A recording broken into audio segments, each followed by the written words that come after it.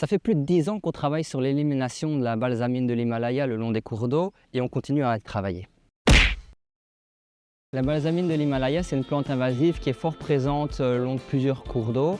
Elle est assez reconnaissable, à savoir qu'elle a des fleurs roses, elle a des feuilles qui sont assez allongées et dentées. La tige, elle est plutôt rougeâtre, elle est creuse en fait à l'intérieur et elle a un système racinaire qui est très superficiel, donc elle est facile à arracher.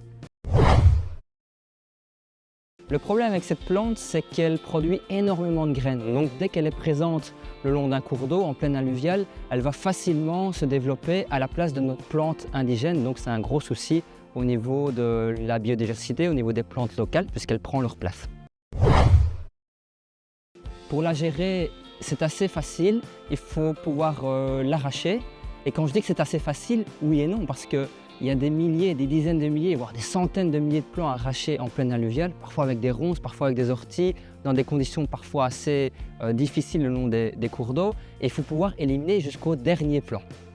L'arrachage se fait au mois de juillet pour le premier passage, et puis on repasse une seconde fois au mois d'août pour être certain d'arracher jusqu'au dernier plant. Donc il nous a fallu quand même 10 ans pour pouvoir éradiquer la plante de plusieurs bassins versants comme l'eau noire, comme la houille, comme le boc. Ici il nous faudra encore plusieurs années sur l'Hermeton et dans certains cours d'eau comme l'Ourthe, comme la Lesse ou comme la Semois. Là malheureusement on ne va pas pouvoir l'éradiquer partout. Et les gens ils peuvent aider tout simplement en évitant de planter de la balsamine de l'Himalaya ou une autre plante invasive dans son jardin, puisque à l'origine, cette plante-là, elle a envahi le cours d'eau parce qu'elle était présente dans les jardins des particuliers. Donc c'est là que vous pouvez clairement nous aider.